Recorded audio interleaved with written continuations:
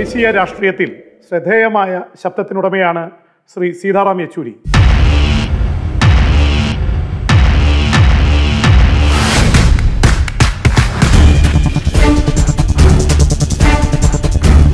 I don't have a dream, I have a vision.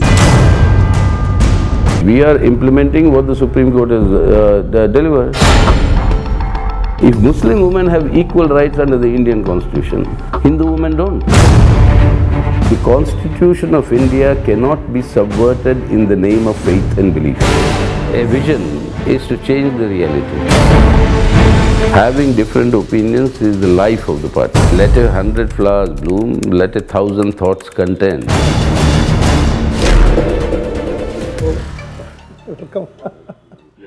Coming to your childhood days, you were in Chennai.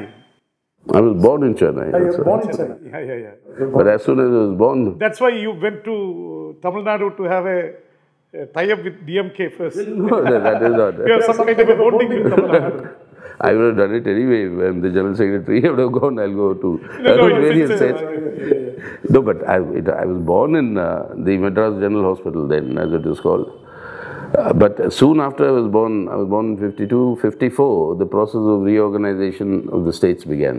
Yeah. My grandfather, with whom the joint family was staying, was the judge of the High Court. So the Andhra bench moved to Guntur. So by 54, we moved out of Chennai to Guntur. And 56, the Andhra Pradesh High Court was established in Hyderabad. So came to Hyderabad in 56. So most of my school education, in fact all of my school education was done in Hyderabad. You said you are very close to your mother, your personal bonding. No, but tell me which child is not close to the mother? My generation was at the stage where from a joint family you moved into a nuclear family. And in the joint families you had the advantages of the joint, grandparents and the other aunts, uncles, everybody looking after you. In a nuclear family, only the parents. So naturally, the bonding of the children with them.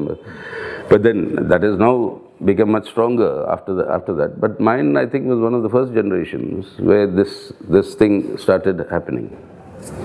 And in communist march parties, usually most of the workers all come from backward classes, Dalits, but you were born in a upper caste, and there may be any reason that you can be in the Congress party or in BJP or any of the other parties, but you came into Communist Party.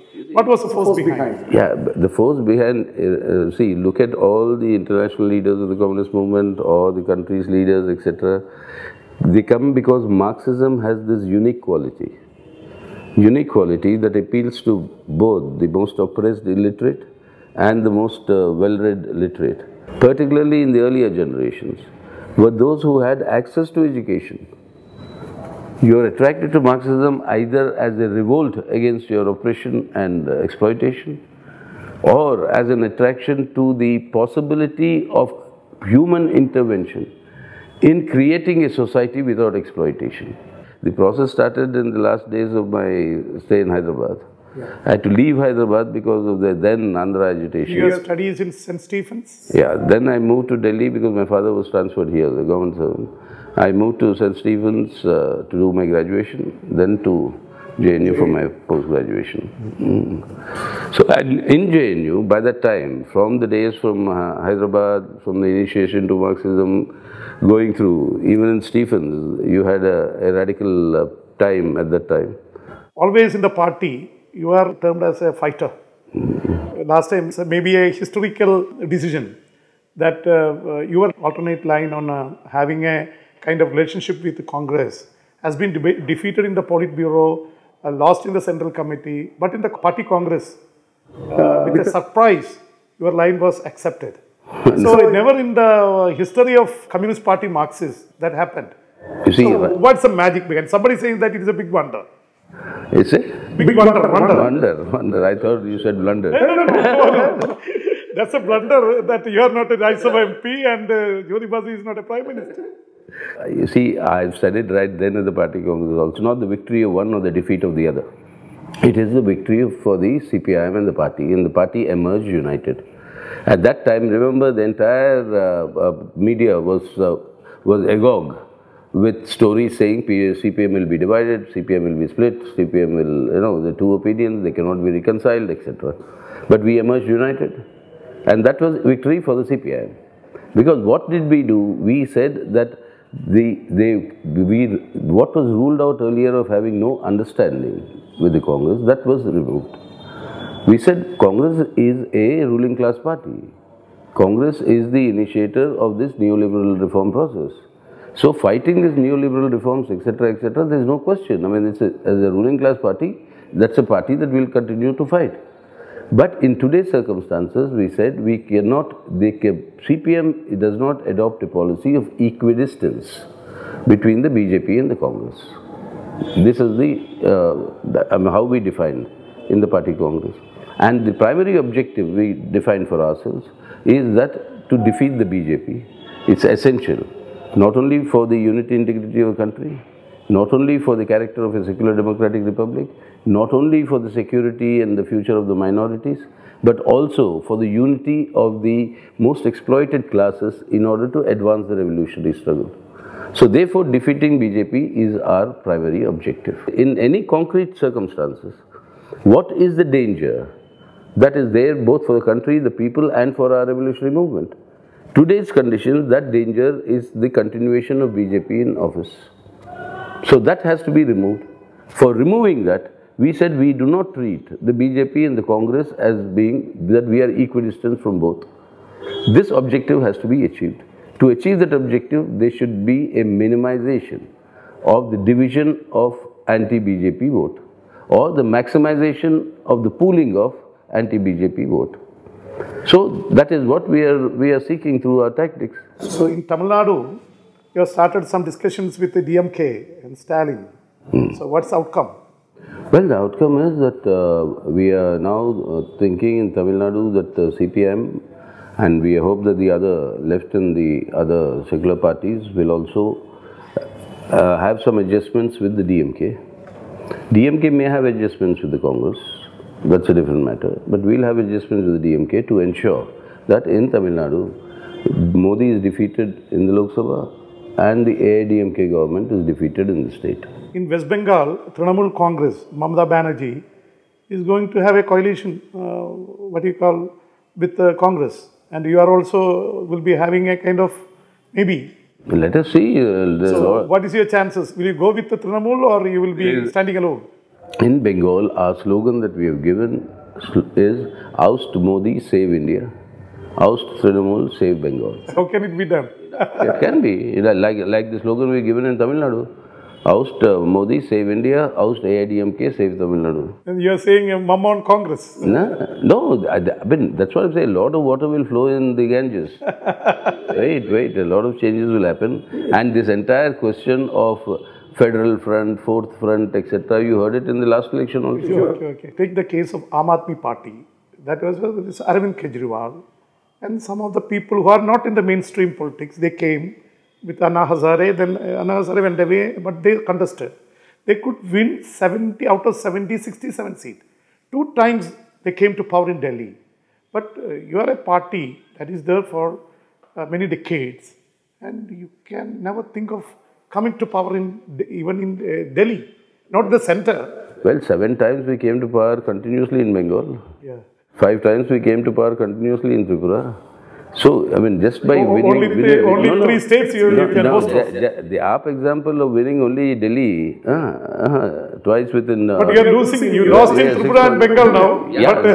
No, that's why, extend the same logic to what will happen to...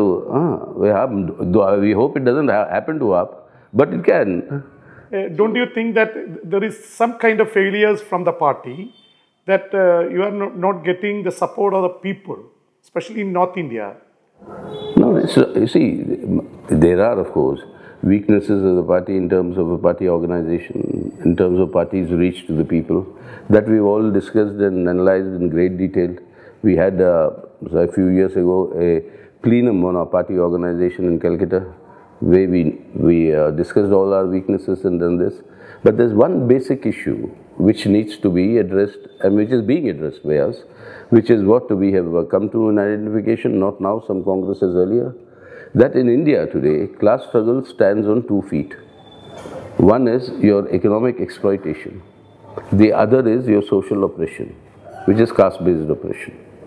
Now, both of these issues must be taken up simultaneously. Taking up only economic exploitation does not really help you walk on both your feet. So you have to take up the issues of social oppression also. Otherwise, what happens? The same people who have utmost faith in the red flag on economic issues, on the question of bonus, on the question of farmers fighting today, look at all these Kisan movements, is the red flag. But at the time of voting, the same people who are willing to face the police, face the lathis, go to jail, at the time of voting, they vote according to their social basis. Now that has to be broken. Do you think that over last many years, you couldn't recognize the casteism that is very strong in North India? No, the party. It's not because now you are thinking of the Dalits and the backward classes. No, let me correct you. It's not that we didn't think of casteism. It's not that we were ignoring casteism. Not that we were not aware of the caste system.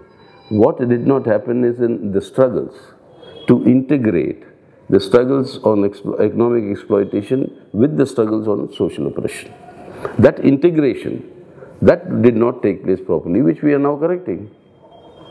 In India, there are more than 30 crores of poor people who doesn't have a meal per day. So, Communist Marxist Party is a party of the poor people.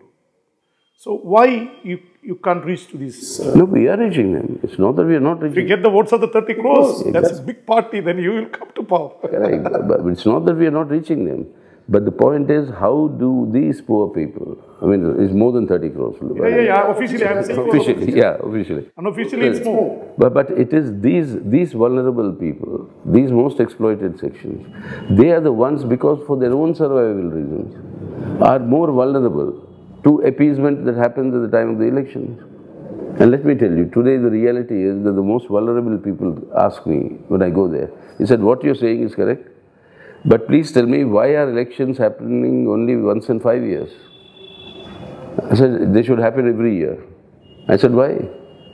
They said, no, this is the only time when those political parties will come to give us money, to build our roads, to do something. So having elections every year is the only way there's some relief goes to those poor people. And that appeasement is what makes them shift. Look at the amount of money that's being spent by the BJP today in these elections. And if you're going to buy up votes like this, it's not that, that's why I say in struggles they come with us, these poor people. But when it comes to the time of voting, it's either their social background, it's either this appeasement, is either that what is being given to them as some relief, and they require the relief the most. The organizations like the Maoist movements, the extremist movements are getting more grounds in India. So don't you think that the mainstream political parties are in a way failing to support the aspirations of the people in India? No, on the contrary, the Maoist movement is waning in India. I mean, it is to the advantage of the current BJP government to portray the so-called Great Red Terror, left-wing extremism. Urban Naxals. Urban Naxals. I mean, it is again a part of their, developing that intolerance. And anybody who attacks the BJP positions can be labelled as something. Yeah. But in ground reality, you see, they will call for boycott of elections. In Chhattisgarh, in the Bastar area, by the Maoists, what happened? Nearly 80% voted. So it's a wrong thing to say that at the ground reality, it's not that Maoist movement is growing and the traditional parties are weakening. No, that's not correct. What is the reality is that even today, the organized communist movement is still the stronger force in that Bastar area of Chhattisgarh.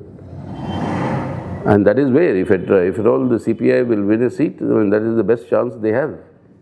The Communist Party in the international level also find it difficult to fight with the rightist movements, especially even in Latin America, some rightist movements are coming up. So, you are a revolutionary, you came as a revolutionary. As a revolutionary, are you a little frustrated in the happening, what is happening all over the world? No, The Soviet Union laws, now in Russia also, Communist Party. Well, Soviet Union laws and all that, that was reported. We analyzed all that. We came to an understanding why it happened, and those mistakes should not be committed by the others. And then you also have China now, I mean, becoming the world's second largest economy, and virtually, I mean, having a balance in international relations, playing a very important role. So all those are different aspects. The point is, it's only when the revolutionary forces are on the advance that the right-wing forces consolidate to attack the left. So right-wing consolidating to attack the left is a signal, a recognition that the left is becoming powerful. That is when the right comes together to attack the left. So what is happening today in the world is the right is coming together to attack the left because it recognizes the left is a growing force. And that is the class battle. So there is nothing to get frustrated about or disappointed about. As a revolutionary, you already entered the class battle. What's your expectation on 2019? Well, I'm sure that we'll have an alternative secular government at the center. Because what I'm seeing is a very, very strong parallel to what's happened in 2004. Same question, what is your alternative to Mr. Vajpayee then? Now, what is the alternative to Mr. Modi now? Same question, that shining India versus suffering India, oh, India is growing, developed. I mean, the same sort of thing of huge, big statues being built and huge advertisement campaign, spending money. But all that the people had answered then, they'll answer now.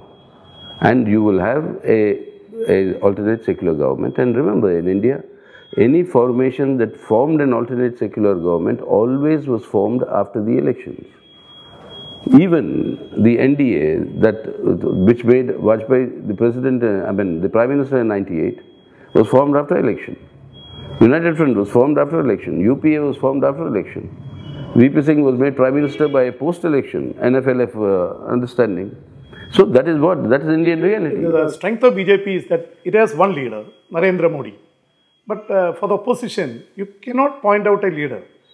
Some say it's Rahul Gandhi, some say it's Mayawati, some say it's Mamata Banerjee. And you cannot come in union to have a single leader.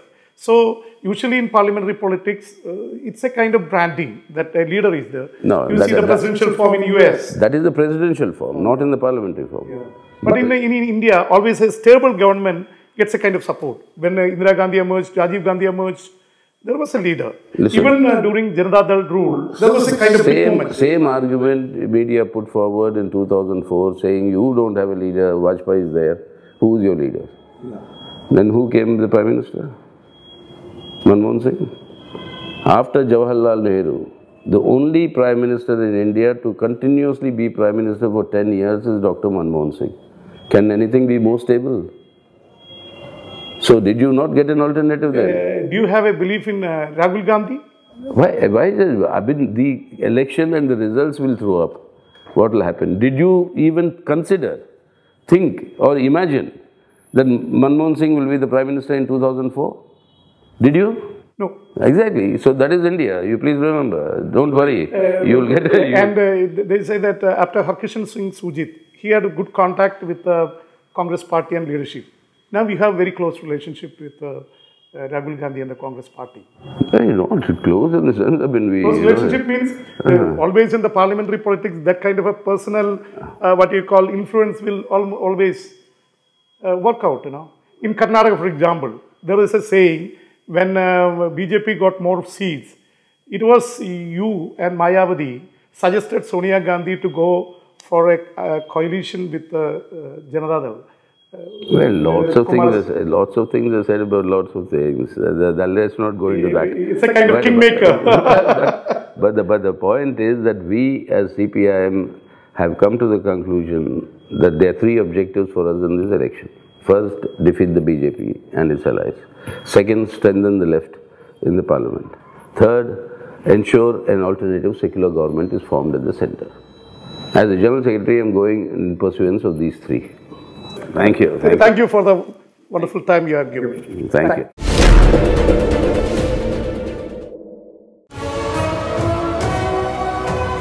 This is 24.